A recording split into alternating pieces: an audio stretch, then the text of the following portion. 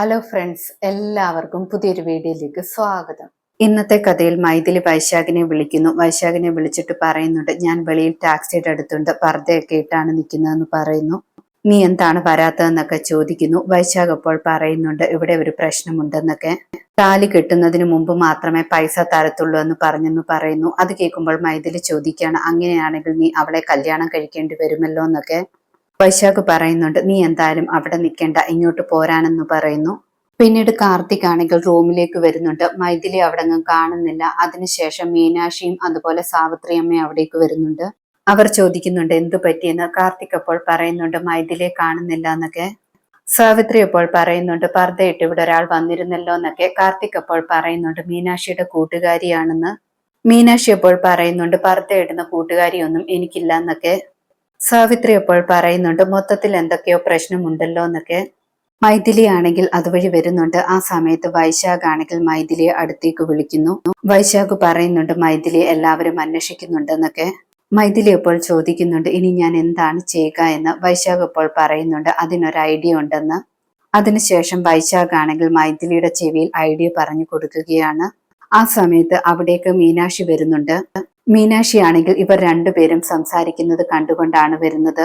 മൈഥിലി പർദ്ദ ഇട്ടിട്ടുള്ളത് കൊണ്ട് രണ്ടുപേരും കരുതുന്നുണ്ട് മീനാക്ഷിക്ക് മനസ്സിലാകത്തില്ല എന്നൊക്കെ.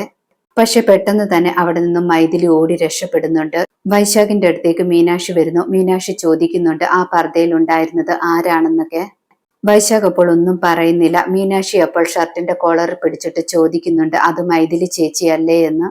സത്യം പറയടാന്നൊക്കെ പറഞ്ഞ് ചോദിക്കുന്നുണ്ട്. പക്ഷെ വൈശാഖ് ആണെങ്കിൽ ഒന്നും മിണ്ടാതെ നിൽക്കുകയാണ്. അതേസമയം വീട്ടിൽ എല്ലാവരും ചർച്ച ചെയ്യുകയാണ്, മൈഥിലി എവിടെ പോയെന്നൊക്കെ പറഞ്ഞിട്ട്.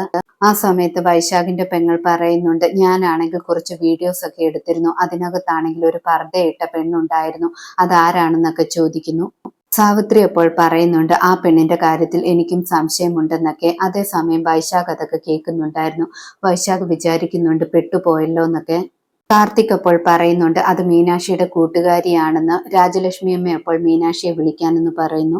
നന്ദിനി മീനാക്ഷിയും കൂട്ടി അവിടേക്ക് വരുന്നുണ്ട്. മുത്തശ്ശിയാണെങ്കിൽ മീനാക്ഷിയോട് ചോദിക്കുന്നുണ്ട്, മൈഥിലിയെ കണ്ടോ എന്ന്. മീനാക്ഷി അപ്പോൾ കണ്ടില്ല എന്ന് പറയുന്നു. രാജലക്ഷ്മി അമ്മ മാലതിയോട് പറയുന്നുണ്ട്, പർദ്ദയിട്ട പെണ്ണിന്റെ വീഡിയോ ഒന്ന് കാണിച്ചു കൊടുക്കാനെന്ന് മീനാക്ഷിയെ കാണിച്ചു കൊടുക്കുന്നുണ്ട്. അതിനുശേഷം ചോദിക്കുന്നുണ്ട്, ഇത് നിന്റെ കൂട്ടുകാരിയാണോ എന്ന്. മീനാക്ഷി അപ്പോൾ കള്ളം പറയുന്നുണ്ട്, അവളെ എനിക്കറിയാം, അവളുടെ പേര് അപ്സല എന്നാണെന്നൊക്കെ പറയുന്നു. സാവിത്രി അപ്പോൾ ചോദിക്കുന്നുണ്ട്, ഇപ്പോൾ അവളെ കാണുന്നില്ലല്ലോ, എവിടെ പോയെന്നൊക്കെ. ആ സമയത്ത് മീനാക്ഷി പറയുന്നുണ്ട്, അവളുടെ നമ്പർ ഒന്നും എനിക്ക് അറിയില്ല, അവള് സർപ്രൈസ് ആയിട്ട് വന്നതാണെന്നൊക്കെ പറയുന്നു. ചിലപ്പോൾ തിരക്കുള്ളത് കൊണ്ട് പോയി കാണുമെന്നൊക്കെ പറയുന്നു. മീനാക്ഷി പറയുന്നുണ്ട്, സാവിത്രി അമ്മായിക്ക് അല്ലെങ്കിലും എല്ലാത്തിനും സംശയമാണെന്നൊക്കെ. ആ സമയത്ത് മുത്തശ്ശൻ പറയുന്നുണ്ട്, അത് ശരിയാണ്, ഞാൻ ഒരുപാട് കൊഞ്ചിച്ചിട്ടാണെന്നൊക്കെ. സാവിത്രി അപ്പോൾ പറയുന്നുണ്ട്, എനിക്ക് എല്ലാവരെയും സംശയമുണ്ട്, ഞാൻ ചെയ്യുന്നത് ശരിയാണെന്ന് എനിക്ക് നല്ല വിശ്വാസമുണ്ടെന്നൊക്കെ പറയുന്നു. വീണ്ടും മൈഥിലി വൈശാഖിന്റെ അടുത്തേക്ക് വരുന്നുണ്ട്. വൈശാഖ് അപ്പോൾ ചോദിക്കുന്നുണ്ട്, നീ എന്താ ഡ്രസ്സ് മാറിയിട്ട് റൂമിൽ പോകാത്തതെന്നൊക്കെ. മൈഥിലി അപ്പോൾ പറയുന്നുണ്ട്, അവിടെ കാർത്തിക് ഉണ്ട്, എനിക്ക് റൂമിലേക്ക് കയറാൻ പറ്റുന്നില്ല, എല്ലായിടത്തും ആളുണ്ടെന്നൊക്കെ പറയുന്നു. വൈശാഖ് അപ്പോൾ പറയുന്നുണ്ട്, എങ്ങനെയെങ്കിലും റൂമിൽ പോയാൽ മാത്രമേ ഞാൻ പറഞ്ഞ പ്ലാൻ നടക്കത്തുള്ളൂ എന്നൊക്കെ പറയുന്നു.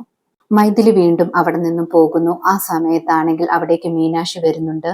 മീനാക്ഷി ചോദിക്കുന്നുണ്ട്, നീ ആരോടോ സംസാരിക്കുന്നത് കേട്ടല്ലോ, ആരോടാണെന്നൊക്കെ.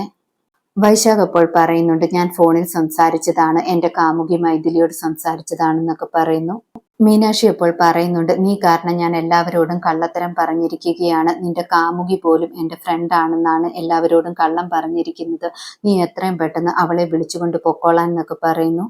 നീ അത് ചെയ്തില്ലെങ്കിൽ എത്രയും പെട്ടെന്ന് തന്നെ ഞാൻ എല്ലാവരോടും എല്ലാ കാര്യവും പറയുമെന്നൊക്കെ പറയുന്നു. അത് കേട്ടിട്ട് വൈശാഖ് പറയുന്നുണ്ട്, അങ്ങനെയൊന്നും ചെയ്യരുതെന്ന്. വൈശാഖ് അപ്പോൾ പറയുന്നുണ്ട്, താലികെട്ടിന് മുൻപേ നിങ്ങളുടെ വീട്ടുകാർ പൈസ തരത്തുള്ളൂ, അത് കിട്ടിയാൽ ഉടനെ എന്റെ പെണ്ണുമായിട്ട് ഞാൻ പോകുമെന്നൊക്കെ പറയുന്നു. മീനാക്ഷി അപ്പോൾ പറയുന്നുണ്ട്, അതുപോലെ എങ്ങാനും നടന്നില്ലെന്ന് കരുതി എന്റെ കഴുത്തിൽ താലി കെട്ടാൻ ശ്രമിച്ചാൽ നിന്നെ ഞാൻ അടിക്കും, അത് മാത്രമല്ല എല്ലാരോടും സത്യങ്ങൾ വിളിച്ചു പറയുമെന്നൊക്കെ പറയുന്നു. വൈശാഖ് അപ്പോൾ പറയുന്നുണ്ട്, അങ്ങനെയൊന്നും സംഭവിക്കത്തില്ല എന്നൊക്കെ. മീനാക്ഷി അത് കേൾക്കുമ്പോൾ പറയുന്നുണ്ട്, അങ്ങനെ എന്തെങ്കിലും സംഭവിച്ചാൽ നിന്റെ അന്ത്യമാണ് നാളെ എന്ന്. ഇന്നത്തെ കഥ ഇതോടെ അവസാനിക്കുന്നു. പുതിയൊരു കഥയുമായി വീണ്ടും കാണാം. താങ്ക്